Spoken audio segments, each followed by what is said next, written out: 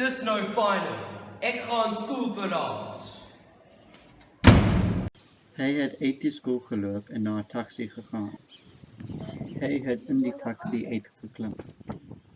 In die taxi, hij was baie moeg, so hij had geslapen. Maar dit was niet een gewone slaap nie. De slaap zou zijn leven veranderen. Hij droom. Hij droom dat hij in een groot stadion was. Al die mensen in Elsie's rivier was daar. Die skare skreeu. Maar hij was niet alleen op de renbaan nie. Daar was een politieman. Die politieman was Seppie's teenstander. Die wedloop het begin. Die policeman was vinnig, maar Seppie was die vinnigste.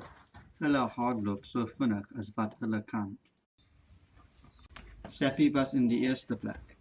Hy kyk agter hom en daar was die moe polisieman. Seppie het na die eindstreep gehardloop. Hy was die wenner. Dan, 'n paar seconds later, die policeman het die wedloop voltooi. Seppie vier sy oorwinning.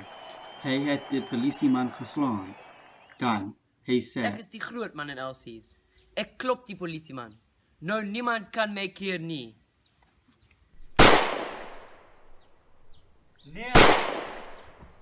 Word wakker. sê die taxibestuurder. Seppie loop uit die taxi, maar hy het sy droom onthou.